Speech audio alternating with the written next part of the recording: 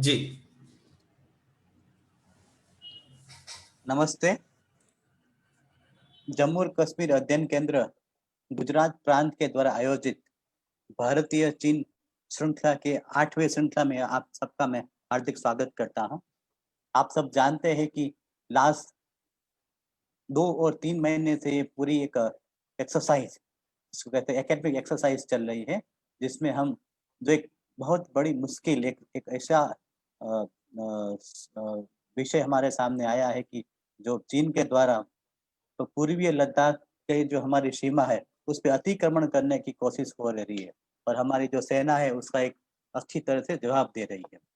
इस घटना होने के बाद गुजरात के जो जम्मू कश्मीर अध्ययन केंद्र की जो प्रांत की टीम की थी, उनको लगा कि इस विषय को लेके एक जन जागरण, उसके जो अलग-अलग एस्पेक्ट है, उस एस्पेक्ट को लेके समाज में भी जाया जाए और समाज को इसकी एक सही जानकारी दी जाए।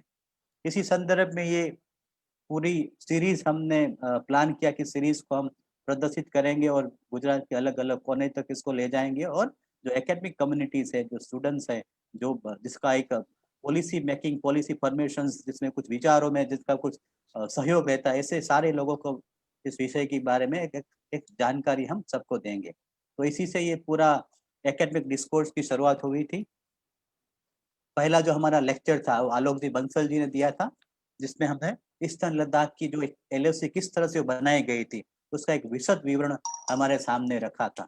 इसी विषय को लेके 7वीं सीरीज के अंदर लेफ्टिनेंट जनरल सैयद अता हसनैन जी ने, जो चांसलर है कश्मीर यूनिवर्सिटी के, उन्होंने पूरा विषय और उसके भविष्य में क्या-क्या उसमें हो सकता है, क्या युद्ध की संभावना है कि नहीं है, क्या एक्चुअली वहाँ पे कंडीशन है और उसका क्या आगे जाके कुछ इसका रिजल्ट आ सकता है। उसकी जानकारी सैयद अता हसनैन जी ने हमारे सामने रखी।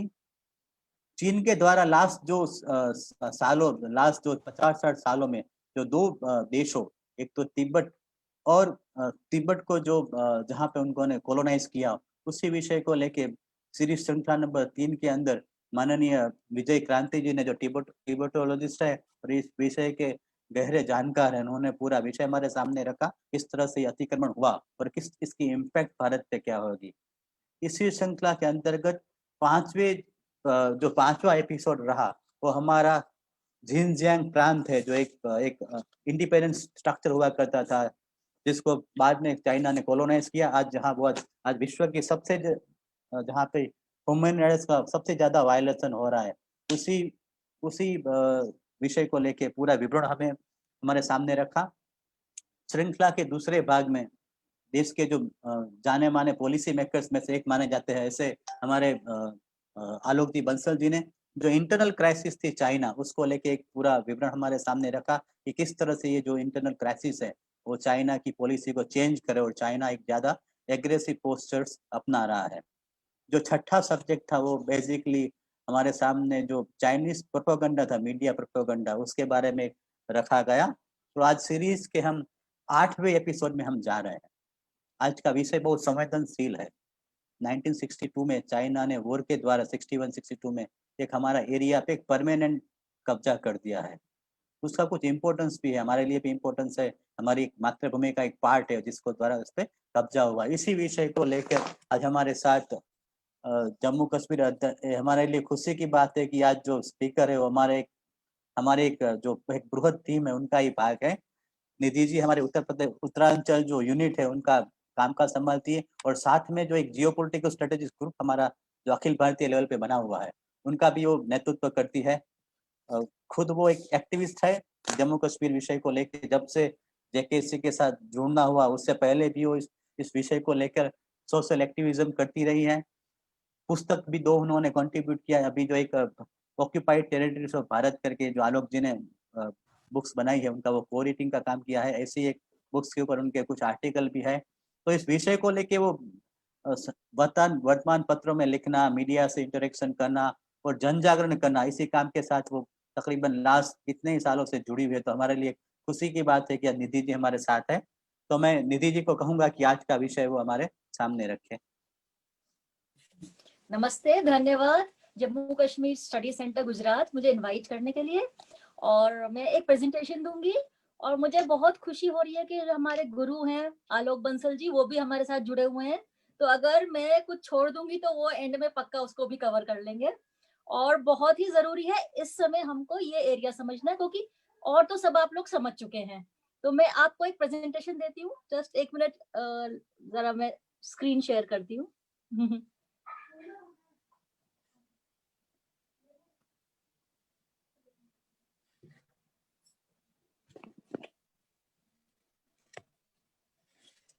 आप लोग देख पा रहे हैं?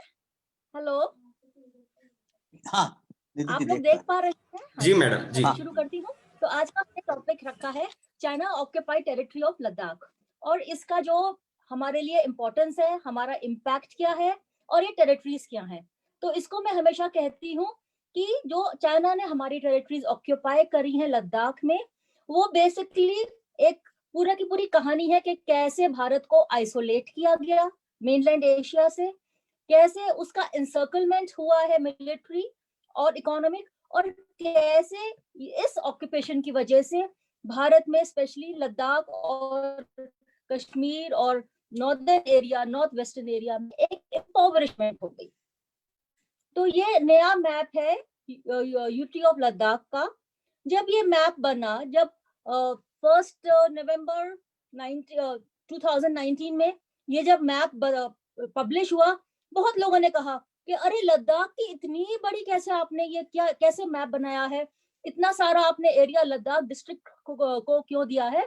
तो ये हमें समझने की बात है कि 1901 से पहले ये जो डिस्ट्रिक्ट थी लद्दाख की, और इसमें गिलगित बल्टिस्तान भी था, तो इसको नॉर्दर्न फ्रंटियर बोला जाता था, और ये एक डिस्ट्रिक्ट थी princely state of Jammu and Kashmir की। तो ये जब यूटी का नया मैप जो बना है, इसमें वही पुरानी बाउंड्रीज हमने एस्टैब्लिश करी हैं, और एक तरह से गिलगित बल्टिस्तान जो पाकिस्तान ने ऑक्यूपाई किया है, जिसके बारे में बहुत कुछ जो ये टॉक्स हुई है हमारी, उसमें डिस्कस भी हुआ है, तो उस पे भी हमने अपना हक पूरा का पूरा जाहिर कर दिया है मैप के जरिए। अब ये ऑक्यूपाइड एरिया ऑफ लद्दाख क्या है, तो जो आपके लेफ्ट में है वो D jure map of Ladakh है, जो लीगल मैप है। लद्दाख में लेह डिस्ट्रिक्ट है जो आपको दिखाया, जो नॉर्दर्न फ्रंटियर्स एक जमाने में जिसको बोला जाता था, और कलगिर जो है डिस्ट्रिक्ट। पर हमारे पास कितना एरिया है लद्दाख का, जब आप मैप देखेंगे तो आप देखेंगे कि सबसे कम जो लद्दाख का एरिया है वो भारत के कब्जे में है। ज्यादातर लद्दाख यूनियन टेरिटरी का जो एरिया है वो पाकिस्तान और चाइना के कब्जे में है। गिलगित बल्टिस्तान का हमने पहले जिक्र की रखा है, बहुत सारी टॉक्स हुई है। आज मैं उसके बारे में बहुत कम बताऊंगी, केवल नाम लूंगी, क्योंकि हम लोग गिलगित बल्टिस्तान को समझे बिना हम लोग China occupied territories of Ladakh नहीं समझ सकते। शक्सगन ट्रैक्ट है, ये इसमें गलत लिखा हुआ है, हम इसको 5180 स्क्वायर किलोमीटर मानते हैं, जो हमारा एरिया पाकिस्तान ने चाइना को 1963 में दिया। अक्साई चीन, जिसको हम पूर्वी लद्दाख का जो हिस्सा है, जो लद्दाख का ईस्टर्न हिस्सा है, वो करीब 38,000 स्क्वायर किलोमीटर है, जो चाइना ने हमसे 1962 अक्टूबर में हमसे ऑक्यूपाई कर लिया था। और एक एरिया है जो इसमें नहीं दिखा रखा है मैप में, वो है तिब्बत का एक एरिया जिसका नाम है मिंसर। हमको ये भी समझना पड़ेगा, जो महाराजा थे जम्मू कश्मीर के, उनका जो पूरा टाइटल था वो होता था कि महाराजा कश्मीर, जम्मू, लद्दाख तथा तिब्बत। तो तिब्बत के भी कई एरियाज थे जो जम्मू कश्मीर का भाग थे, और अभी वो चाइना के ऑक्यूपेशन में है। अब चाइना ऑक्यूपाइड टेरिटरीज मैंने आपको बताया था 3 है मेनली। एक अक्साई चीन मैंने बताया आपको, एक है शक्सगम वैली, और जो हम डिस्कस नहीं करते हैं, अगर आप ये मैप देखेंगे, मैं एंड में आपको इसका बताऊंगी जब खत्म हो जाएगा प्रेजेंटेशन, तो ये जो पिंक एक लाइन देख रहे हैं और उसके बीच में जो एरिया है, ये भी जब 1947 में जब princely state of Jammu Kashmir थी और जब उसने भारत से विलय किया, तो हमारी बाउंड्री वहां तक थी। इस समय हम लोग ये जो ब्लैक बाउंड्री है, यहाँ तक हम अपनी बाउंड्री मानते हैं। ये एरिया भी एक 1947 में टेरिटरी भारत की थी, जम्मू कश्मीर की थी, जो हमने क्लेम नहीं करी। और मैंने आपको जैसे बताया, साउथ वेस्ट तिब्बत, जिसको नगरी कहते हैं, वहां पे एक इंडियन एनक्लेव है मिंसर का, वो भी चाइना ने ऑक्यूपाई कर रखा है। अब हमें सबसे पहले समझना पड़ेगा कि लद्दाख की इंपॉर्टेंस क्या है भारत के लिए। तो लद्दाख को आजकल हम सोचते हैं बहुत रिमोट एरिया है, कट ऑफ एरिया है, कुछ डेवलपमेंट नहीं है, और ये भारत का एक बहुत ही रिमोट एरिया है। बहुत सारे लोगों ने लद्दाख का नाम पहली बार तब सुना जब जम्मू कश्मीर रीऑर्गेनाइज हुआ और 2 यूटीज बनी, और जो लद्दाख के एमपी हैं उन्होंने लोकसभा में एक स्पीच दी, तब बहुत लोगों को पता चला लद्दाख भी भारत का एक हिस्सा है। लेकिन हमेशा ऐसे नहीं था। लद्दाख का मतलब ही है कि वो क्रॉस रोड्स और ट्रेड रूट्स थी, और ये बहुत ही इंपॉर्टेंट था। ये मैं आपको एक बहुत पुराना मैप दिखा रही हूँ जो ब्रिटिश टाइम्स का है। ये जो रेड लाइन है ये है ट्रेड रूट जो जाती थी यारखंड, जिसका पुराना नाम था हरिखंड। जब कल्चरल वो शुरू होंगे तब आपको बताया जाएगा इसके बारे में। तो यारखंड जिसका पुराना नाम हरिखंड था, वहां से होते हुए कशगर जो जिनजियांग में जिसको जो है सिटी जिसका पुराना नाम काशी था, तो यहाँ तक ट्रेडर्स जाते थे। जो लेह था वो सेंटर था इन ट्रेड रूट्स का, वहां से दूर दूर से ट्रेडर्स आते थे, यारखंड से आते थे, भारत के और हिस्सों से भी ट्रेडर्स आते थे। जो गिलगित बल्टिस्तान का ऑक्युपाइड एरिया है स्कार्डू, वहां से जाती थी रोड्स होशियारपुर तक, और होशियारपुर से लेके और नीचे तक प्रयागराज वगैरह से हमारे जो ट्रेडर्स थे वो लेह आते थे और वहां पे ट्रेडिंग होती थी। अगर आप श्री वरुक जी की बुक पढ़ेंगे और जो आलोक बंसल जी की अभी एक नई और जो शक्ति सिन्हा जी ने अभी एक नई बुक एडिट करी है, उसमें आप पढ़ेंगे कि ये जो रूट थी इसमें 1905 में उस जमाने में 25 लाख रुपए का ट्रेड होता था ब्रिटिश टाइम्स में। तो आप समझ सकते हैं कि कितना जरूरी था ये एरिया, कितना सेंट्रल था लद्दाख का एरिया, जिसका ईस्टर्न पार्ट चाइना ने ऑक्यूपाई किया है। आगे से ट्रेड रूट्स तिब्बत को जाती थी। 2 मेन ट्रेड रूट्स थी। एक थी ले से गारतोक करके एक जगह थी। गारतोक एक ट्रेड सेंटर था जिसमें भारत का अधिकार था, भारत का झंडा उड़ता था और भारत के ट्रेड एजेंट्स रहते थे। होते हुए वो लासा जाते थे।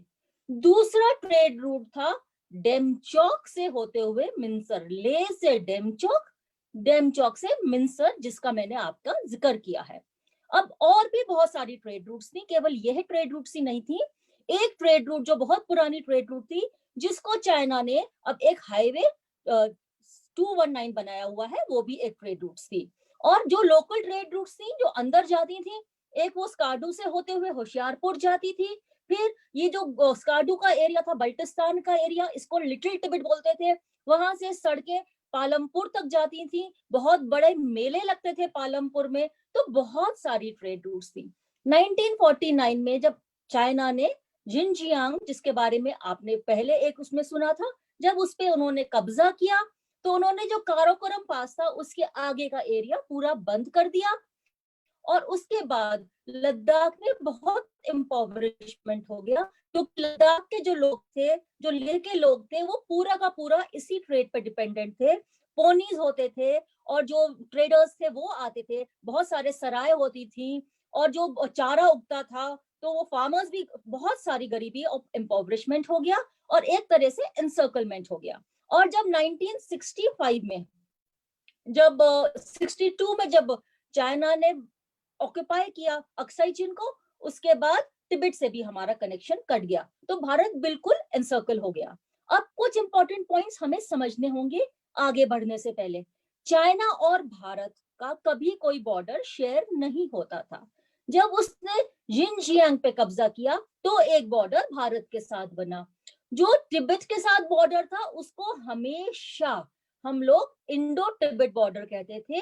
तभी हमारा ITBP है, क्योंकि जो इंडो तिब्बत बॉर्डर को पेट्रोल करता था और प्रोटेक्ट करता था है।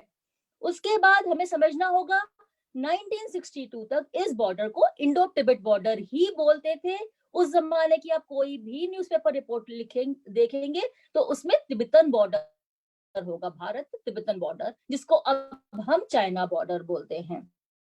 तो जो गिलगित बल्टिस्तान और जब कैप्चर किया पाकिस्तान ने 1947 में, उसका भी कोई बॉर्डर चाइना के साथ नहीं था। गिलगित बल्टिस्तान को कैप्चर करके उसने चाइना के साथ एक ओवरलैंड बाउंड्री बनाई, और हमें ये भी समझना पड़ेगा, अगर आप ये देखेंगे तो ये जो मैप है तिब्बत का है, तिब्बत और जो लद्दाख का बॉर्डर होता था पुराना, ये और थोड़ा जो उत्तराखंड के साथ है, ये जो पूरा का पूरा बॉर्डर था, ये बॉर्डर हमेशा से इंडो तिब्बत बॉर्डर होता था, ना कि इंडो चाइना बॉर्डर। और इससे पहले हमें समझना होगा कि 1962 से पहले दोनों पाकिस्तान और चाइना काफी आइसोलेटेड थे वर्ल्ड में, और जियोपॉलिटिकली काफी आइसोलेटेड थे। उन्होंने ये नेक्सस जब बनाया, जो पाकिस्तान और चाइना का ये नेक्सस बना, जिसके अकॉर्डिंग इन्होंने, चाइना ने कुछ लैंड शक्सगम वैली का उसको मिला, और उसके बाद जो इसने अक्साई चिन ऑक्यूपाई किया, और पाकिस्तान ने गिलगित बल्टिस्तान जो ऑक्यूपाई किया, उसके बाद वो दोनों के दोनों बहुत इंपॉर्टेंट हो गए एशिया के जियोपॉलिटिक्स में। अब मैंने आपको पहले बताया ही था कि किस प्रकार भारत, अगर आप ये मैप देखेंगे, ये मैंने पाकिस्तानी साइड से मैप लिया है, इसमें इन्होंने काराकोरम पास को भी अक्साई चिन्ह में दिखाया है, जो गलत है। काराकोरम पास भारत का हिस्सा है, और वो ही जैसे आलोक जी ने आपको अपनी टॉक्स में बताया था, पूरी बाउंड्री में बस वो ही एरिया है जो डिस्प्यूटेड नहीं है, जिसको वो भी एक्सेप्ट करता है चाइना, भारत भी और पाकिस्तान भी। तो आप देख सकते हैं किस प्रकार एक रोड्स का पूरा नेटवर्क बनाया है चाइना ने, और किस प्रकार भारत को मिलिटरली इनसर्कल कर लिया है। तो ये मैंने आपको बता ही दिया है। अब ये कुछ है न्यूज़पेपर हेडलाइंस। 1962 में लोगों को चिंता होने लगी थी कि आर वी एनसर्कलिंग और आर वी गेटिंग एनसर्कल्ड। जब पाकिस्तान और चाइना की बाउंड्री टॉक शुरू हुई, वॉर होने से पहले ही हो गई थी, ये कहीं मई 1962 में चाइना और पाकिस्तान ने अपनी बाउंड्री टॉक्स अनाउंस की थी, और 1962 अक्टूबर में चाइना ने भारत को अटैक करके अक्साई चिन पे कब्जा कर लिया था। तो तब से लोगों को चिंता होने लगी थी, जो थिंकर्स थे, इंटेलेक्चुअल्स थे, कि हम एनसर्कल हो रहे हैं। अब अक्साई चिन के बारे में आपको कुछ बताएं तो अक्साई चिन का पुराना नाम था गोस्थान। ये जब आगे कल्चरल लिंक्स पे बात होगी तो पक्का इस पे जरूर रोशनी डाली जाएगी, मैं आई एम वेरी श्योर। और अक्साई चिन जो नाम है, अक्साई चिन का चाइना से कोई कनेक्शन नहीं है। चिन जो है जगह होती है, ये लद्दाखी और तिब्बतन वर्ड्स हैं, तो इसका कोई भी हमें नहीं सोचना चाहिए कि चिन मतलब चाइना। इसका पुराना नाम था गोस्थान। ये जो एरिया है ये बहुत ऊंचा है, जैसे पहले भी आलोक जी ने अपने टॉक्स में बता रखा है। ये अनइनहैबिटेबल है मोस्टली, केवल गर्मियों में जो नॉमेड्स हैं वहां के, वो आते हैं, जब घास उगती है तो वहां पे आके वो अपना अपने यैक्स और अपनी गाय, पोनीज वगैरह वहां चलाते हैं। ये सोडा प्लेन्स हैं जिसके बारे में आप सुनेंगे। यहाँ पे रोज तूफान आते हैं, तो जो हवा में वो सोडा होता है वो उड़ता है। ये जो लेक, ये सब सॉल्ट वाटर लेक्स हैं, तो यहाँ पे सॉल्ट की काफी माइनिंग होती है। और ये पूरा का पूरा जो एरिया है, इसमें केवल डेप्थ प्लेन वगैरह में ही गर्मियों में घास उगती है, बारिश बहुत कम होती है, और जब ये बर्फ पड़ती है तो ये एरिया नियरली कट ऑफ हो जाता है। केवल ये जो आप देख रहे हैं पिंक सी लाइन, ये ही है जो पूरे साल ये रोड चलती है। फिर यहाँ पे जैसे मैंने बताया, यहाँ पे लोग नहीं रहते, तो इसलिए यहाँ का हम कोई ऐसा कल्चर डिस्कस नहीं कर सकते, और यहाँ पे हमारा ऐसा कोई इनहैबिटेशन नहीं है, वहां पे ऐसे कोई लोग नहीं है जिनके बारे में हम डिस्कस कर सके। और पहले जमाने में ट्रेडर्स इसको यहाँ आते थे, नॉमेड्स यहाँ पे आते थे, वो जो जम्मू कश्मीर की गवर्नमेंट थी उनको टैक्स देते थे, पास्चर टैक्स देते थे, वो जो ट्रेडर्स थे वो टोल टैक्स भरते थे। यहाँ पे बोरेक्स था, टिन था, सॉल्ट माइंस हैं, तो इस वहां पे भी जो आके लोग इकट्ठा करते थे, गढ़वाल से, हिमाचल प्रदेश से और लद्दाख से लोग आके सॉल्ट, बोरेक्स और टिन की माइनिंग करते थे और टैक्स देते थे जम्मू कश्मीर की गवर्नमेंट को। अब ये अक्साई चिन जो आप देख रहे हैं, ये एरिया, ये कैसे ऑक्यूपाई होना शुरू हुआ? 1954 में एक तरफ तो हमारा पंचशील एग्रीमेंट, जिसका एक्चुअल नाम है Indian Sino trade and transit treaty, sign हो रही थी, और एक तरफ चाइना ये जो पुरानी ट्रेड रूट थी, एग्जिस्टिंग ट्रेड रूट, उसको एक पक्की रोड बना रहा था। इसका करीब 780 स्क्वायर किलोमीटर्स एरिया है। ये भारत की टेरिटरी अक्साई चिन के थ्रू जाता है।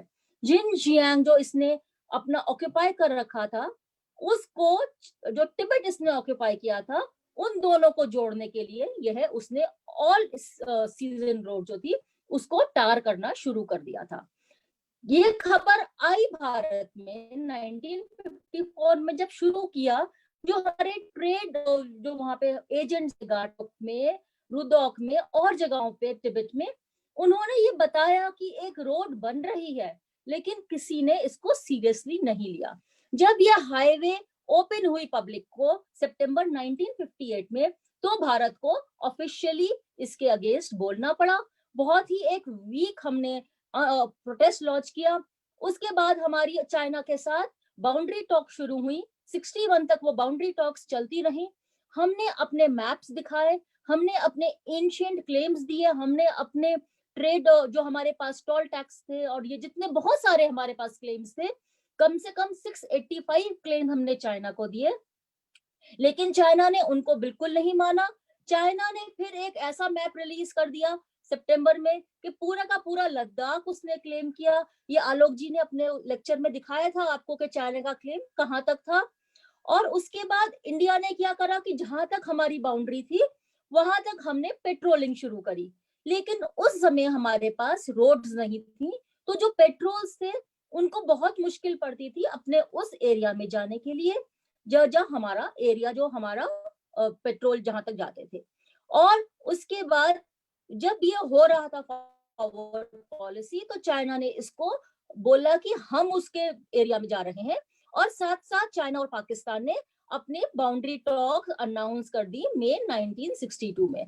तो ये सब हो रहा था, पूरा का पूरा प्रिपरेशन अक्साई चिन को ऑक्यूपाई करने के लिए। अगर आप ये मैप ध्यान से देखेंगे तो आप देख लेंगे काराकोरम पास है, इसमें भी वैसे काराकोरम पास अक्साई चिन में दिखाया है ऑक्यूपाइड में, जो गलत है।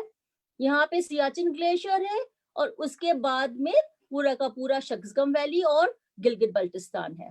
तो आप देख सकते हैं कि कितना इंपॉर्टेंट एरिया है ये। कैसे ऑक्यूपाई हुआ? 20 अक्टूबर 1962 को अनअनाउंस्ड चाइना ने पूरा लद्दाख और नॉर्थ ईस्ट एक साथ इन्वेट कर दिया। जहां तक उसने अपना सोचा था कि मुझे कैप्चर करना है, वहां तक उसने अपना कैप्चर किया। आप देखेंगे कितनी सारी फीडर रोड्स बनाई थी उन्होंने, उन्हें बहुत आसानी पड़ी इन सब एरियाज में आने के लिए। और 21 नवंबर को चाइना ने अपने आप एक यूनिलेटरल सीज फायर अनाउंस करी। उस दिन से और आज तक ये पूरा का पूरा एरिया चाइना के ऑक्यूपेशन में है।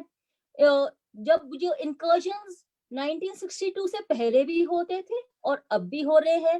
फर्क ये है, अगर आप देखेंगे ये सब नाम अब आपके लिए बहुत फेमिलियर हो गए होंगे, दौलत बेद ओल्डी, मुर्गो, शयोक, ले, हाँ, और ये चुशुल और ये जितने भी एरिया है, पैंगोंग लेक, अब ये सब नाम हमारे लिए फेमिलियर हो गए हैं। उस समय सड़कें नहीं थी, अब सड़कें बन गई हैं और अब ये एरिया इजीली एक्सेसिबल है। अब ये कुछ मैं आपको उस जमाने की हेडलाइंस दिखाऊंगी, आप समझ सकेंगे जो सिचुएशन अभी है वो भी तो वही थी। ये new note warns of clash इन गलवान, ये जुलाई 16 1962 का हेडलाइन है, जो जुलाई 16 2020 में भी ऐसी ही हेडलाइंस हमारे भारतीय न्यूज़पेपर्स में थी। फिर ये है China troops attack Indian patrols, 2 shooting incidents in Ladakh region, Delhi protest to Peking. तो आप देखेंगे कि ये कोई नई इनकर्जन नहीं है, ये कोई नए क्लैशेस नहीं है, ये क्लैशेस हमेशा से चलते आए हैं।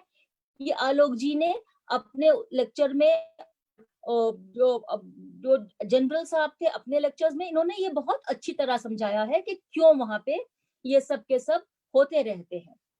फिर ये जो वॉर से पहले क्या हेडलाइंस थे, तो PM welcomes Chinese withdrawal in Ladakh, Nehru reiterated a friendly approach to solve problems. तो ये दो सब चल ही रहा है और ये हमारा एक तरह से अब हमारा थोड़ा चेंज हुआ है, जो हमारी पॉलिसी थी। अब हम लोग पीस की बात नहीं करते, अब हम लोग अपना एरिया को प्रोटेक्ट करने की बात करते हैं। और ये थी headlines during Indo China war. तब हम लोग कहते थे कि India will recover lost ground, Chinese tanks in Ladakh sector 4 post fall. अब हमने सड़कें बना ली हैं तो अब इंडियन टैंक्स भी जा सकते हैं और जो हमने 1962 में बोला था India will recover lost ground, अब हम इसको हम इस पे अब हमारे जो डिफेंस मिनिस्टर हैं, जो हमारे प्राइम मिनिस्टर हैं, अब वो सब ये बात बोलते हैं। और ये फिर मैं बता रही हूँ किस प्रकार से जब ये वॉर हो रही थी, कितनी मतलब कितना दुख हुआ। 2500 डेड और मिसिंग इन नॉर्दर्न बॉर्डर्स, ये पैंगोंग लेक का वो है। और जब सीज फायर उसने अपने आप कर दिया, तो उसके बाद भी discussions going on about intermediate stage after cease fire, no talks initiated, 2 Indians killed in firing after cease fire. तो ये पूरा एरिया हमेशा से, ये हम कहना ये गलत होगा कि बहुत पीसफुल रहा है। ठीक है, कुछ डिकेड्स तक क्योंकि भारत ने स्टेटस को मेंटेन किया तो ये पीसफुल रहा, लेकिन ये जो हेडलाइंस है ये दिखाती हैं कि जब भी वॉर होने वाली होती है या चाइना को कुछ करना होता है तो वो इसी तरह की बातें करता है जो अब कर रहा है। फिर अब ये डिस्प्यूट क्या है? ये डिस्प्यूट हमारे लिए एक ब्रिटिश कॉलोनियल लेगेसी है। पहले हमें समझना पड़ेगा कि कॉन्सेप्ट ऑफ बाउंड्री जैसे होता है ना, कि लाइन खिंची हुई बाउंड्री, ये कॉन्सेप्ट पहले नहीं था। पहले फ्रंटियर्स का कॉन्सेप्ट था कि हमारा यहाँ तक फ्रंटियर है और हमारा जो जो हमारी इन्फ्लुएंस है वो वहां तक है। जितने भी राजा थे, महाराजा थे भारत के, सब ने ये एरिया, तिब्बत तक का एरिया, अपना फ्रंटियर वहां तक रखते थे, क्योंकि ये एरिया बहुत सेंट्रल था और यहीं से सब ट्रेड रूट्स और आर्मी रूट्स जाती थी। तो ये जो था, और जितने हमारे जो क्लेम्स थे उस समय जितने हमारा जो चल रहा था, जो एक्सेप्टेड फ्रंटियर था, उस फ्रंटियर के हिसाब से एक जॉनसन था जिसने, जो ब्रिटिशर्स को सर्वे करने का मिला था, क्योंकि जो प्रिंसली स्टेट थी जम्मू कश्मीर की, उसका डिफेंस और फॉरेन अफेयर्स ब्रिटिशर्स के अंडर था। तो ब्रिटिशर्स ने कहा कि अब हम इंडो तिब्बत जो बॉर्डर है, बाउंड्री है, उसको हम डिमार्केट करेंगे।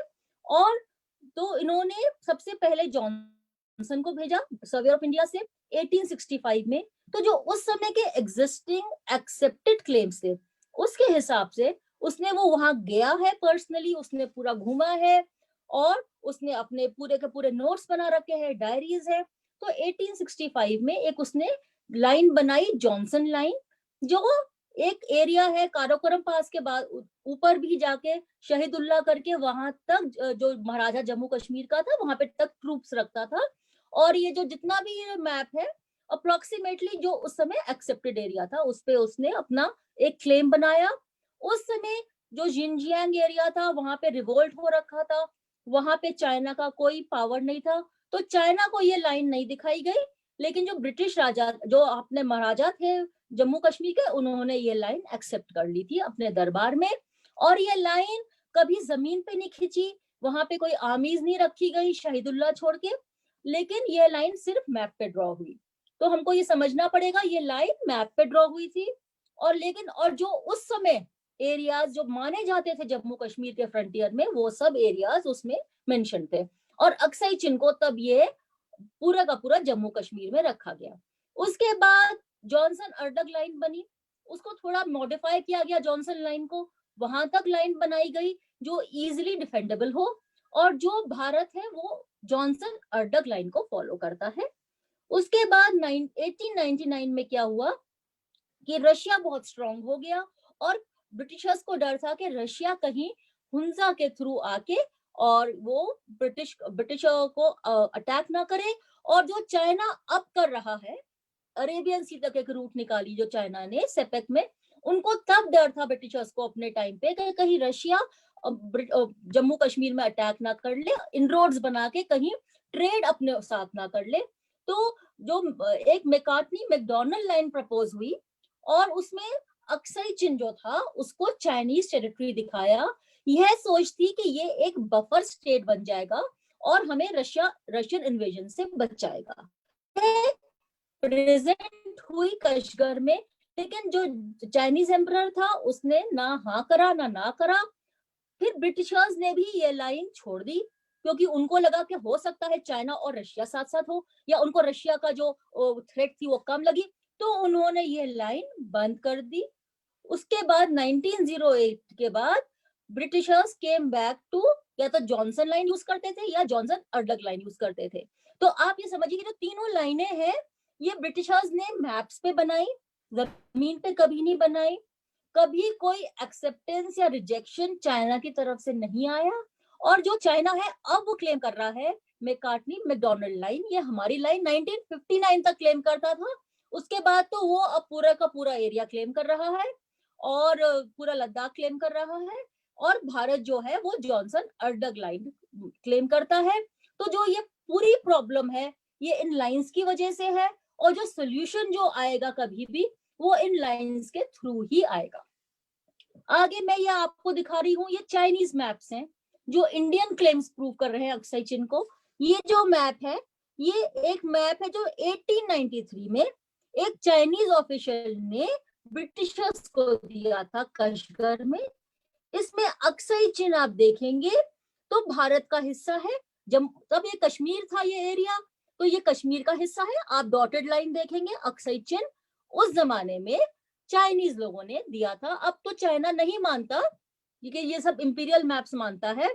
और ये जो मैप है ये जो चाइनीज एटलस है, पोस्टल मैप ऑफ चाइना है, इसमें भी वो ही मैप है जो बेसिकली इस समय भारत का मैप है।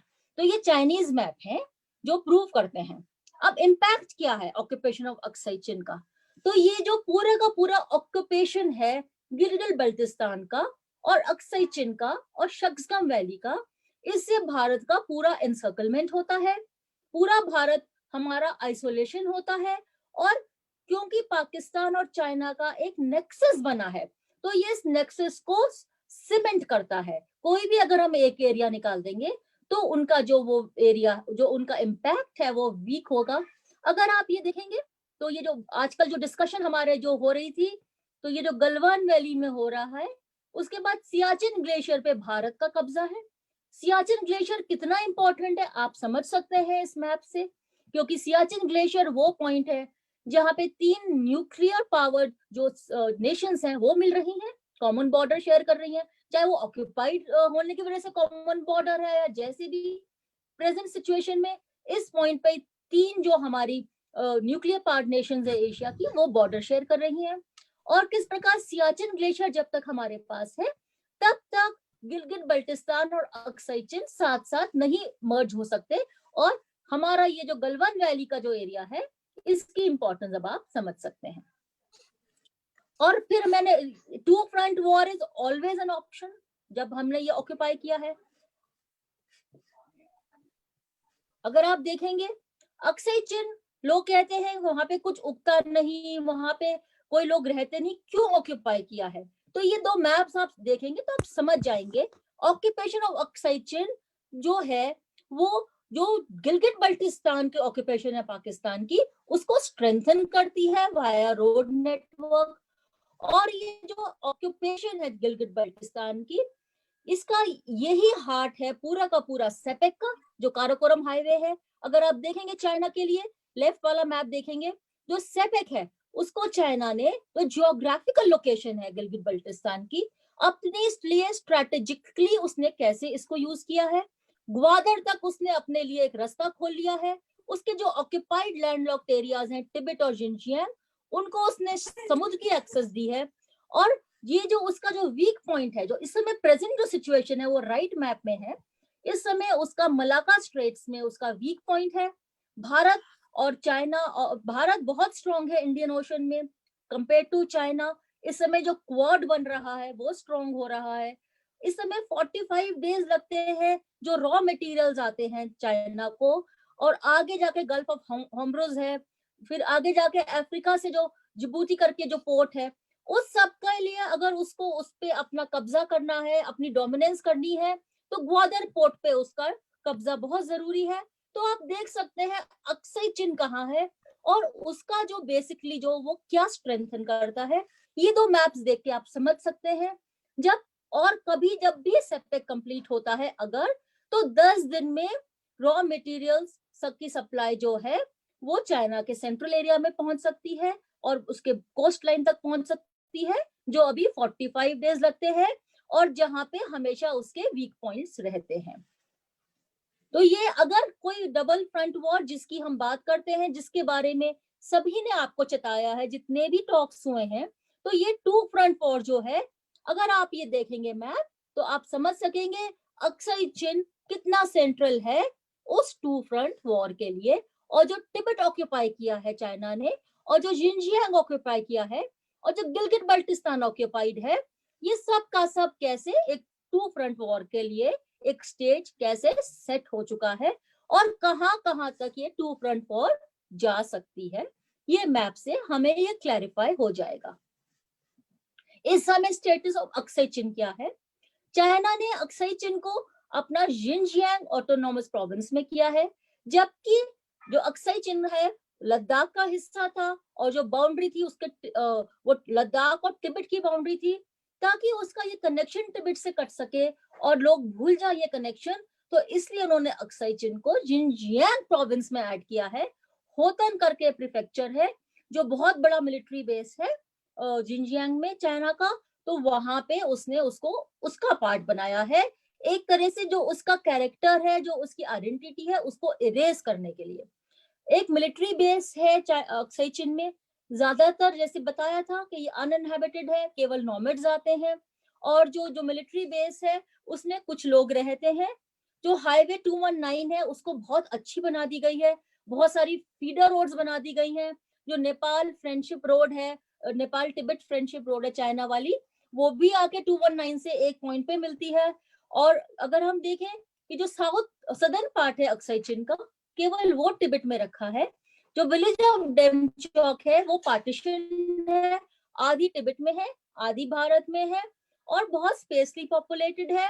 और जो न्यूज रिपोर्ट्स है और जो सैटेलाइट रिपोर्ट्स हैं वो दिखाती हैं कि चाइना ने अक्साई चिन में बहुत बढ़िया नेटवर्क बना रखा है रोड्स का, और बहुत सारी सैटेलाइट्स खोल रखी हैं। तो एक तरह से जो अक्साई चिन एरिया है वो एक लिसनिंग पोस्ट बन गई है चाइना के लिए, जहां से वो भारत में लद्दाख पे अपनी नजर रख सकता है। और उन्होंने कई टूरिस्ट स्पॉट्स भी खोल दिए हैं, जो अक्साई चिन लेक वगैरह है उस पे, वहां पे 219 से लोग टूरिस्ट आते हैं। गूगल करेंगे बहुत सारे आपको इनके ऊपर इनके आर्टिकल्स भी मिल जाएंगे जो टूरिस्ट वहां पे घूम के आते हैं। कुछ पिक्चर्स हैं गूगल से ली हैं, तो मैं इनकी ऑथेंटिसिटी में वो नहीं कर सकती, पर एक आइडिया आपको देने के लिए कि इस प्रकार के वहां पे नॉमेड्स आते हैं, इस प्रकार के वहां पे ये लेक्स है। तो ये कुछ कुछ अक्साई चिन इस प्रकार का दिखता है। अब मैं आप पे आती हूँ शक्सगम वैली पे। अब 2 मार्च 1963 को पाकिस्तान ने करीब 20,000 स्क्वायर किलोमीटर टेरिटरी ट्रांसकोरकम ट्रैक्स को उसने चाइना को सीड कर दी। ये इसको बोलते थे सिनो पाक बाउंड्री एग्रीमेंट। ये 2 मार्च 1963 को सीड करा गया था। मैंने आपको पहले एक मैप दिखाया था जिसमें एक पिंक लाइन दिखाई थी, क्योंकि हमने वो एरिया क्लेम नहीं किया, तो पाकिस्तान ने वो एरिया अपने 1962 के मैप में दिखाया। उसके बाद 1963 में ये जो एग्रीमेंट हुई, इसमें इन्होंने शक्सगम वैली और 20,000 किलोमीटर चाइना को दे दिए। उसमें से भारत केवल 5,180 स्क्वायर किलोमीटर क्लेम करता है, जिसको हम शक्सगम वैली बोलते हैं। और जो दो एरियाज थे तकदमबुश पामीर और अस्कम, इसके बारे में मैं बाद में थोड़ा सा बताऊंगी। ये भारत ने क्लेम नहीं किया, लेकिन हमने शक्सगम वैली क्लेम करी, और ये 1963 में शक्सगम वैली पाकिस्तान ने इलीगली चाइना को दे दी। जो हमें समझना होगा, ये उसका एरिया नहीं था। जो यूएन रेजोल्यूशंस थी उसको उसने वायलेट किया था, जो यूनसिप रेजोल्यूशंस थी वो वायलेट हुई थी, क्योंकि उनमें कहा था कि पाकिस्तान जिस एरिया में कब्जा करा हुआ है उसको चेंज नहीं कर सकता। तो हमें ये समझना पड़ेगा कि उन्होंने ये एरिया दिया, इससे चाइना ने अपना जो होल्ड था अक्साई चिन पे वो कंसोलिडेट करा, और ये और गिलगिट बाल्टिस्तान तक ये पूरा का पूरा होल्ड अच्छी तरह कंसोलिडेट हो गया, और भारत पूरा एनसर्कल हो गया और आइसोलेट हो गया।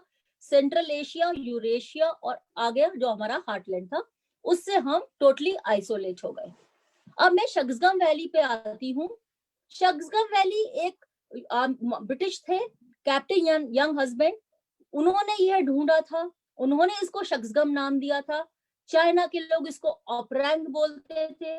शक्सगम नाम इन्होंने यंग हस्बैंड ने देखा था, और ये जब वहां पे गए थे तो शक्सगम वैली जब उन्होंने सर्वे की थी, तो जो उन्होंने कहा था कि जो हुंजा राजा, जो हुंजा का मीर है, ये टेरिटरी हुंजा की है। और हुंजा जो थे वो जम्मू कश्मीर के वैसल स्टेट थी और वो जम्मू कश्मीर के राजा को ट्रिब्यूट देते थे। यह हमने कितनी बार कवर किया है टॉक्स में। तो शक्सगम वैली जो थी, जो हुंजा का जो मीर था उनका एरिया था, और ये जम्मू कश्मीर का जो स्टेट थी उसका, क्योंकि वैसल स्टेट था तो ये जम्मू कश्मीर का ही हिस्सा था। तो ये शक्सगम वैली आप देखेंगे मैप में तो आप समझ सकते हैं ये कितना स्ट्रेटेजिक एरिया है। इसके थ्रू अभी चाइना ने बहुत सारी फीडर रोड्स बनाई हैं जो गिलगिट बल्टिस्तान को अक्साई चिन से कनेक्ट करती हैं। और गिलगिट बल्टिस्तान को मैंने आपको होतन के बारे में बताया था, जो एक मिलिट्री बेस है, वो उस वहां तक जाती हैं। तो काफी डिस्टेंस कम हो जाता है, बहुत सारी फीडर रोड्स बनी है। सियाचिन ग्लेशियर क्योंकि उसके बिल्कुल पास में है, तो आप समझ सकते हैं कि कितना बड़ा एक हमारे सिक्योरिटी थ्रेट है। और जो पहले रोड्स थी 1924 में एक मेजर मेसन थे, वो ले से गए थे शक्सगम तक सियाचिन होते हुए। तो जो पुरानी रूट थी, एक ट्रेड रूट, वो सियाचिन होते हुए शक्सगम जाती थी। हमारे पास जितने भी ऑफिशियल मैप्स हैं सबके सब शक्सगम को जम्मू कश्मीर में शो करते थे। हमारे पास क्लेम्स हैं कि भी शक्सगम वैली जो थी वो हमेशा से हुंजा का पार्ट थी। और इसके कल्चरल लिंक्स जब आप पढ़ेंगे, जब आप कल्चरल उसके बारे में डिस्कस करेंगे तो आपको पता चलेगा कि बल्टिस्तान से इसके कल्चरल लिंक्स हैं। इस समय मैंने बताया चाइना ने बहुत सारी फीडर रोड्स बना ली हैं और वो ट्रैकिंग और टूरिस्ट रिलेटेड एक्टिविटीज शक्सगम में अलाउ करता है, इस होप से कि कोई हमें ट्रेल मिल जाए जो हमें सियाचिन बाईपास करके लद्दाख तक पहुंच सके।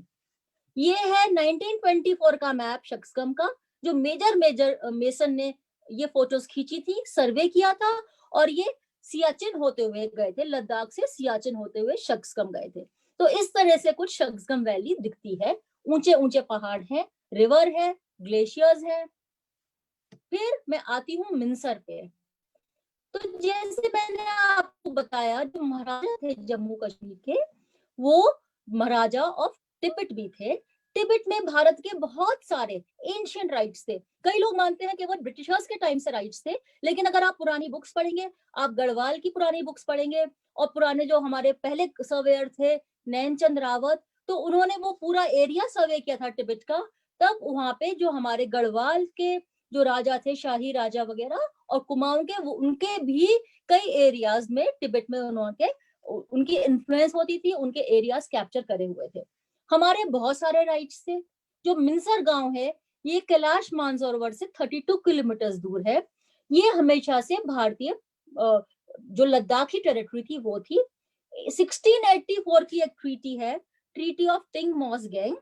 इस ट्रीटी में क्लियर कट लिखा है कि king of Ladakh reserves to himself the villages of mincer.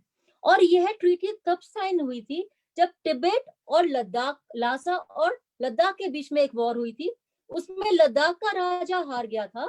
उसके बावजूद, हारने के बावजूद, पूरा का पूरा तिब्बत और लद्दाख का बाउंड्री डिमार्केट की गई थी। और उसमें यह लिखा था कि the king of Ladakh reserves to himself the villages of Minsar. तो मिंसर में हमारे जो ट्रेडर्स थे, हमारे जो पिलग्रिम्स थे, वो आके रुकते थे। उसके बाद 1854 की जो चुशुल की ट्रीटी थी, उसमें भी ये फिर से लिखा गया कि जो मिंसर है और जो तिब्बत और लद्दाख का बॉर्डर है, उसकी हम हमेशा रिस्पेक्ट करेंगे, कभी वो बॉर्डर्स चेंज नहीं होंगे।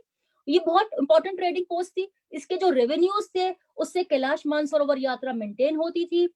और 1954 में जब वो पंचशील साइन हुआ, सिनो इंडियन ट्रेड ट्रीटी, तो ये मिंसर का इशू तो आया ही नहीं। ना हमने लीगली कभी दिया चाइना को, ना चाइना ने हमसे लिया। कभी हमने अपना कॉन्स्टिट्यूशन का पार्ट 1 अमेंड नहीं किया। हमने जो पुरानी ट्रीटीज हैं ये हमने रेक्टिफाई नहीं करी। तो लीगली मिंसर हमारा पार्ट है, लेकिन हम इसके बारे में भूल चुके हैं। हम कैलाश मानसरोवर यात्रा के लिए हम लोग बहुत, हमारे लिए बहुत इंपॉर्टेंट है, सेंचुरी से ये हमारे लिए इंपॉर्टेंट है।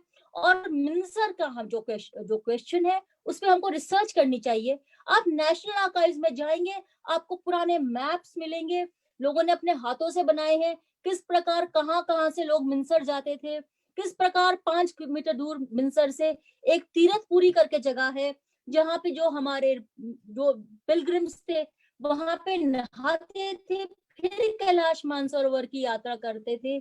हमें क्वेश्चन करना चाहिए कि मिंसर, मानसरोवर, तीरथपुरी, कैलाश, ये तो सब भारतीय संस्कृत वर्ड्स हैं, तो ये चाइना की टेरिटरी कैसे हो गई? इस क्वेश्चन को हमको उठाना चाहिए। इस समय मिंसर का क्या स्टेटस है? उसका नाम है मेनशई, और ये हाईवे 219 जो मैंने बताया था उस पे सिचुएटेड है। नगरी प्रोविंस है। हमें क्वेश्चन करना चाहिए, नगरी तो संस्कृत वर्ड है, तो भैया ये आपका चाइना का कैसे हो गया? फिर लीगल इशू अभी तक सॉर्ट आउट नहीं हुआ।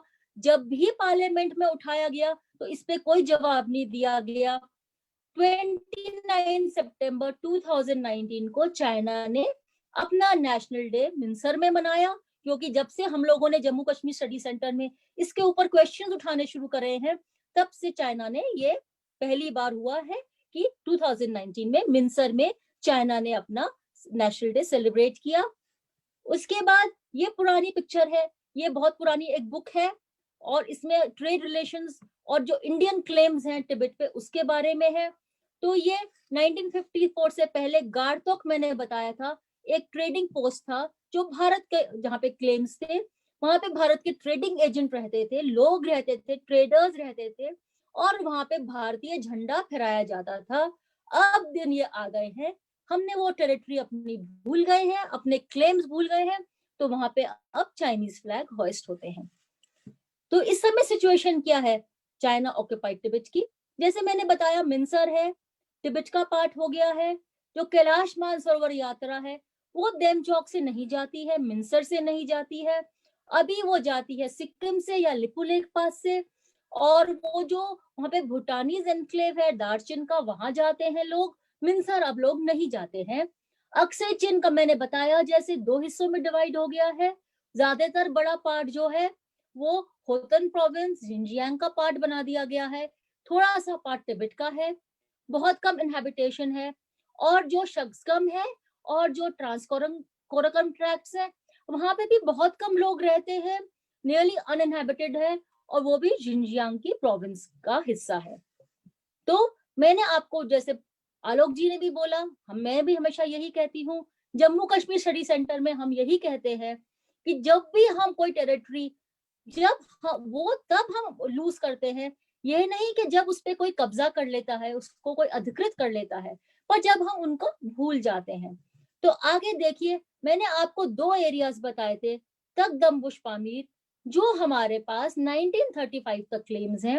अगर आप नेशनल आर्काइव्स में जाएंगे तो आपको पूरे के पूरे, जब गिलगिट एजेंसी बनी थी, आपको न्यूज़पेपर रिपोर्ट्स लिखी हुई है नेशनल आर्काइव्स में, जिसमें लिखा है कि तकदमबुश पामीर वो पॉइंट है जहां पे 3 एम्पायर, चाइना, ब्रिटिश, रशियन मिलती है। अब हम यहाँ तक हैं।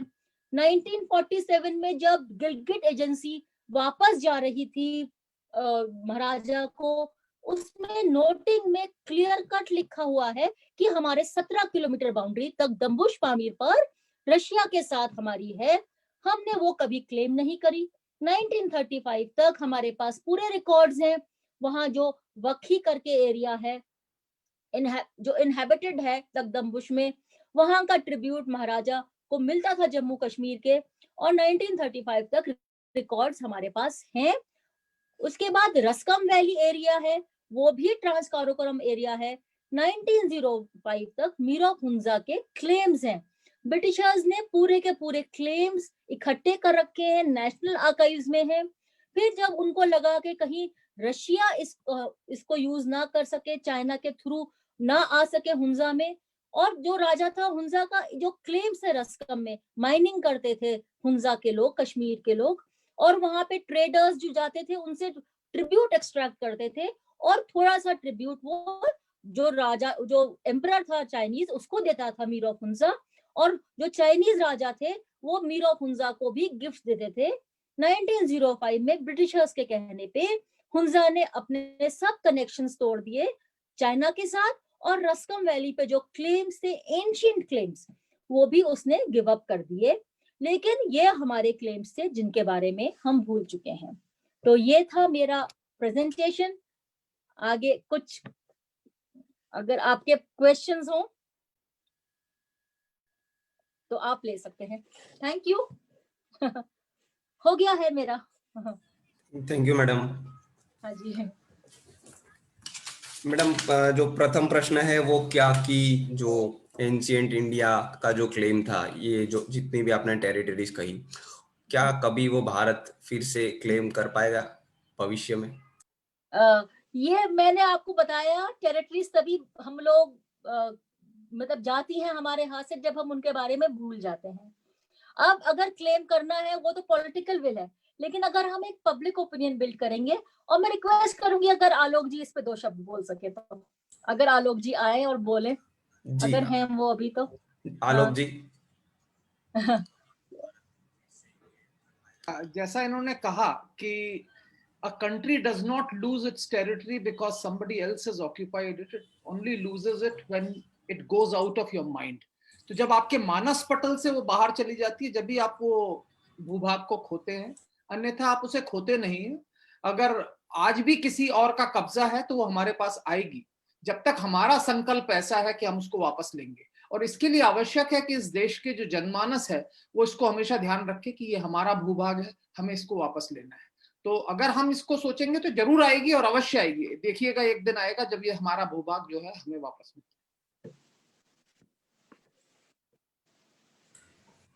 जी दिलीप जी, आप आगे कंटिन्यू कीजिए,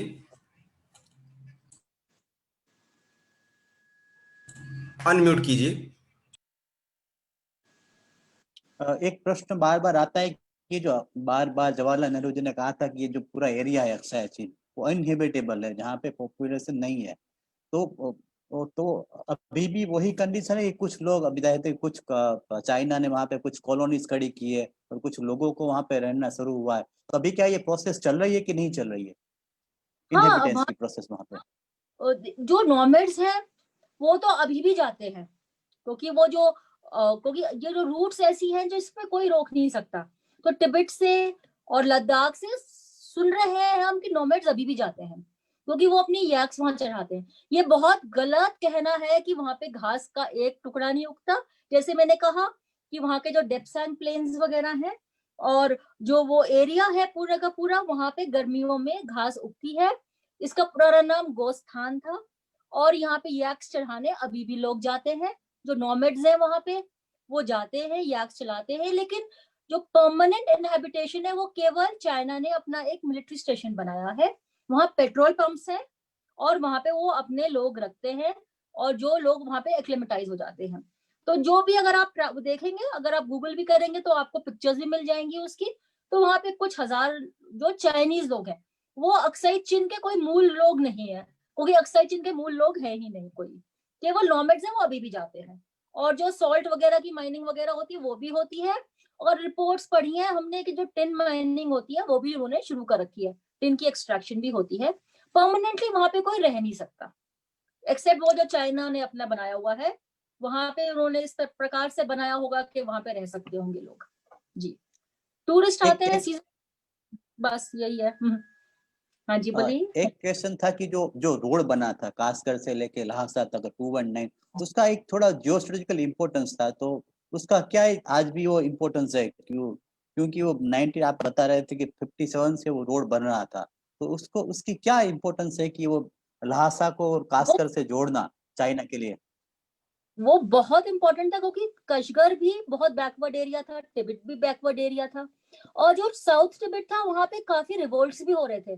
तो चाइना वहां से अपने ट्रूप्स वगैरह भेजना मुश्किल हो रहा था चाइना को। ये जो एरिया था ये अनइनहैबिटेड था, ऑलरेडी एग्जिस्टिंग था। ये 12 महीने चलता है, ये यहाँ पे बर्फ से कवर नहीं होता, मतलब एक्सेसिबल हमेशा होता था। जो भी इन्वेजन हुए तिब्बत वगैरह में, जो भी वो हुआ वो इसी रोड से होते थे। तो ये रोड बहुत पुरानी एक रोड थी, कशगर को तिब्बत से कनेक्ट करने का ये सबसे शॉर्ट वे था, क्योंकि ये बहुत ऊंचे ऊंचे पहाड़ हैं, कहीं और से बना था तो शायद ये रोड नहीं बन पाती, रेडीमेड रोड थी। दूसरी बात यह है ये बहुत स्ट्रेटेजिकली इंपॉर्टेंट रोड है। अगर आप देखेंगे कशगर से लेके ये पूरा का पूरा जो हमारी बाउंड्री है, भारतीय तिब्बत बाउंड्री जो है, उसके साथ साथ चलता है। उत्तरांचल की बाउंड्री उत्तराखंड की बाउंड्री के साथ चलता है, आगे जाके लहासा से मिलता है, फिर जो फीडर रोड है जो नेपाल अभी और चाइना एक फ्रेंडशिप रोड जो बना रहे हैं, ये भी 219 में आके मिलती है। आगे जो नगरी जो जगह है, जो प्रोविंस है, वहां पे अली करके एक जगह है, वहां पे एक एयरपोर्ट बनाया गया है, ताकि कहने को कि जो हम कैलाश मानसरोवर के यात्रियों के लिए, वो अभी जुलाई 2020 में उसको मिलिट्रली वहां पे एयरबस 320 लैंड हुई है, और अब ये कहा जा रहा है कि वहां पे मिलिट्री एरोप्लेन्स भी लैंड होंगे। और ये 219 का जो पूरा एरिया है, ये टकला कोट वगैरह होते हुए जाता है। अभी आपने सुना होगा कि उन्होंने वहां पे मिसाइल्स रखी हुई हैं, और वहां पे टकला कोट पे और कैलाश एरिया में उन्होंने मिसाइल्स वो रखी हैं, और वहां पे उन्होंने अपने जो सोल्जर्स हैं पीएलए की आर्मी के प्रोपेगेंडा वीडियोस बहुत दिखा रखे हैं कि उनके लिए घर वर बना रखे हैं। तो ये पूरा का पूरा 219 की वजह से हो रहा है। और जो होतन करके एक प्रोविंस है, मैंने बताया था, वो मिलिट्री बहुत बड़ा मिलिट्री बेस है, तो वहां से इमीडिएटली किस प्रकार से नॉर्थ ईस्ट तक वहां से मिलिट्री आ सकती है। तो 219 बहुत ही इंपॉर्टेंट है। आगे पूछिए। निधि जी, आलोक जी बता रहे थे कि कोई भी प्रोविंस, कोई भी एरिया तब हारते हैं जब वो हमारी स्मृति से निकल जाता है।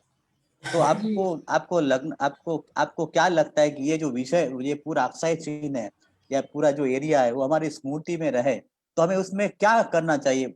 एक सामान्य नागरिक को, जो भारत के लोग होते हैं, उनको ये एरिया हमारे स्मृति में रहे, इसके लिए कुछ ना कुछ तो एक एफर्ट्स करनी चाहिए, या फिर इसके विषय को लेके कुछ जन जागरण करना चाहिए। तो उसमें हम क्या कर सकते हैं? एक तो रिसर्च कर सकते हैं हम लोग। अगर पुराने क्लेम्स पढ़ेंगे, उस पे लोग बताएंगे कि भी हमारे क्लेम्स थे, इतने रुपए, पूरे का पूरा जो जब जम्मू कश्मीर के राजाओं ने पूरा रेवेन्यू रिकॉर्ड्स बना रखे हैं वहां के, पूरा लिखा हुआ है कितनी फैमिलीज थी, कितने पास्चर लैंड्स थे, कितना रुपये मिले, 54 रुपीज इस साल मिले, 100 रुपए इस साल मिले। अगर हम इसको थोड़ा पब्लिसाइज करते हैं तो लोगों को लगेगा ये हमारा एरिया है। अगर अक्सर जिनको हम गोस्थान बोलना शुरू कर दें तो लोगों को एकदम से एक कनेक्शन होगा। अगर हम इनके संस्कृत नाम पढ़ें, जो अभी आप करने वाले हैं, जो हम कल्चरल लिंक्स बता रहे हैं, तो लोगों में लगेगा ये अपना एरिया है। अब शक्सगम का हम बताएं कि भाई हंजा का जो एरिया था वो हमारा एरिया था, रस्कम हमारा था, यहाँ का कल्चर क्या था। यहाँ पे अगर आप हुंजा की तरफ जाएंगे, आपको 2000 से ज्यादा रॉक कार्विंग्स मिलेंगी, संस्कृत में आपको लिखे हुए मिलेंगे शिलालेख। ये पूरा जो एरिया है तिब्बत वाला, जो हमारे भारत का जो जाता था मानसरोवर एरिया, वहां पे भी बहुत सारे आपको स्तूपास, पुराने मॉन्यूमेंट्स, पुराने ये सब मिलेंगे। अगर हम उनपे ज्यादा वो करेंगे तो फिर ये एरिया पूरा हमारे मानस पटल पे रहेगा। तो ये बहुत जरूरी है कि शायद हम अगर शुरू करें इसको गोस्थान बोलना या ईस्टर्न लद्दाख बोलना अक्सई चिन की जगह, तो शायद ये ज्यादा एक वो करे। आगे आलोक जी बता सकते हैं इसके बारे में, उनका बहुत सोचना है इस पे। दीदी जी, जो आज भी जो लद्दाख और जो तिबेट की कुछ एरियाज हैं, जिसमें आपने कहा कि जो पास्ट में भारत का मिंसर तक लोगों का एक सोशियो कल्चर संबंध रहा है, तो क्या आज भी वो संबंध जो वहाँ के लोकल लोग हैं उनका आज भी मौजूद है? अभी देखिए, क्योंकि वो पूरा बंद हो गया है। जो हमारी रूट्स थी, जितने भी पास थे, अगर आप नाम सुनेंगे, मना पास, लिपुलेख पास, नीलंग पास, ये सब कॉमन पासेस थे जिससे जाते थे गढ़वाल के लोग। पुराने लोग गढ़वाल के अभी भी याद करते हैं कि हम तिब्बत जाके ऊन लाते थे, सिर्फ इन्हीं को अलाउड था लाना, सॉल्ट लाते थे। और हमको ये बताना चाहिए, बुक्स में पढ़ाना चाहिए कि जो गढ़वाल रीजन था, ये पूरा का पूरा सदर्न तिब्बत का पूरे साल का जो सीरियल, जो जितना खाना पीना था, ये गढ़वाल से सप्लाई होता था। तो ये अगर हम लोगों को बताएं कि जो गढ़वाल का जो था वो तिब्बत को पूरा सप्लाई करता था 1954 तक, ये एक सोच थी जो हमारा, अगर आप नेशनल आर्काइव्स पढ़ेंगे, कि कभी भी चाइना मतलब इंडिया को अटैक नहीं करेगा, क्योंकि जो चाइनीज ट्रूप्स हैं और जो चाइना ऑक्यूपेशन है उस एरिया का, जो मतलब मिंसर और सदर्न साउथ वेस्ट तिब्बत का है, इसका पूरा खाना पीना तो गढ़वाल के थ्रू आ रहा है, और भारत के, शिमला के थ्रू आ रहा है, भारत के थ्रू आ रहा है। ये तो कभी मतलब ये इस एरिया को क्लोज नहीं करेगा। और जब चाइना ने अपनी रोड बना ली तो उसने फटाफट ये सब बंद कर दिया। तो बहुत जरूरी है, बेसिकली आप सब कॉलेज के लोग हैं, अगर आप इस पे रिसर्च करेंगे तो आपको इतना मटेरियल मिलेगा। बुक्स हैं, एक कश्मीर टू कशगर बुक है, वो पढ़िए, और आप गूगल करिए, और एक पूरा पीडीएफ फ्री है, अगर आप बोलेंगे मैं शेयर कर लूंगी, links of Tibet and Uttarakhand. तो ये इसमें हमें इतना मटेरियल मिल जाएगा कि ये जो हमारे पुराने लिंक्स है, जो लद्दाख, तिब्बत और तिब्बत के जो गढ़वाल और तिब्बत के जो हिमाचल और तिब्बत के जो लिंक्स हैं, अगर आप पढ़ेंगे तो हम लोग कहेंगे अरे ये तो हमारा एरिया था, ये तो हमारे लिंक्स है, हम भूल कैसे गए। तो ये बस एक जन जागरण की जरूरत है, इन बुक्स को पढ़ने की जरूरत है। जी जी आगे निधि जी, जो सक्सकाम वैली जो बाद में जाके पाकिस्तान ने इलीगली चाइना को बेचा, उसको लेके कुछ लीगली फाइट कर सकते हैं, ऐसा कुछ उसको हम चैलेंज कर सकते हैं कोई इंटरनेशनल इंस्टीट्यूट्स के अंदर, ऐसा क्या पॉसिबल है आज के संदर्भ में? है क्यों नहीं है, क्योंकि ये तो यूएन रेजोल्यूशंस का टोटल वो था। जब ये हुआ था 1963 में, तब भी हमने प्रोटेस्ट किया था। और हम लोग, अगर आप एमए के रिकॉर्ड्स बोलेंगे तो हमने बहुत बार प्रोटेस्ट किया है। तो अब ये हमारी पॉलिटिकल विल है, और ये जियोपॉलिटिकली लोग कितना इसको मतलब इस समय इंपॉर्टेंस देते हैं, तो हम लोग कर सकते हैं। अगर आपको पता है कि अभी कल ही मैं न्यूज रिपोर्ट पढ़ रही थी या परसों, कि अब कश्मीर को डिस्प्यूटेड एरिया से बाहर निकाल दिया गया है यूएन में। तो अगर हम ये है कि अगर हम चाहें तो हम आगे जाके इस पे, क्योंकि कब्जा तो हमारा ही है, जो इंसिनो बाउंड्री है उसमें लिखा हुआ है चाइना ने कि जब भी ये रिजॉल्व होगा, तो जो भी जिसको भी ये एरिया मिलेगा उससे हम बात करेंगे। तो ये उसमें लिखा है, अगर हम वो बाउंड्री एग्रीमेंट पढ़ेंगे तो अब यही है कि ये सब हमारे पास पॉइंट्स हैं, प्रेशर पॉइंट्स हैं, जिसको हम शक्जम तो हमेशा से हमारा पार्ट था। एमए के आप रिकॉर्ड्स देखेंगे तो हर बार इसमें उन्होंने मेंशन कर रखा है। जी एक और प्रश्न था कि क्या अभी पहले तो जो हमारी जो मानसरोवर यात्रा थी 2 पासों से होती थी, नेपाल से होती थी और सिक्किम से होती थी। अभी एक हमने तीसरा रास्ता बनाया लिपू लेक वाला, क्या हम चौथा एक रास्ता वो अक्साई चीन से बनाए, ये क्या पॉसिबल है? जो आप आपने ना बता रही थी कि मिनसर से लेके, आपने वो ही बोला है। तिब्बत हाँ। के जो लद्दाख के लोग थे, अगर आप उनके रिकॉर्ड्स पढ़ेंगे तो जो बकुला जी थे, वो इसी डेमचौक से मिनसर होते हुए ही मानसरोवर यात्रा पे गए थे, और वहां से रेवेन्यू कलेक्ट करके आए थे। और लद्दाख में बहुत बार ये जब ये सिक्किम वाला नथुला खुला था, तब लद्दाख के लोगों ने कहा था, प्रोटेस्ट किए थे कि वो मत खोलिए, डेमचौक वाला रूट खोलिए। और ये रूट बहुत सेफ है, और ये पूरा मतलब प्लेन में जाता है, और कहते हैं कि अगर ले से लेके कैलाश मानसरोवर यात्रा 1 हफ्ते में पूरी कर सकते हैं। हमको इसके लिए एक जन जागरण शुरू करना चाहिए, और इसको हमारे वो होना चाहिए, एक मतलब हमारी डिमांड होनी चाहिए कि डेमचौक से मिनसर खोलिए। ये तो आपने बिल्कुल अपने आंसर खुद ही दे दिया है। नहीं हम भी आलोक जी कुछ आपके ऑब्जर्वेशन हो तो? हाँ बिल्कुल जी, गुरु हैं आलोक जी।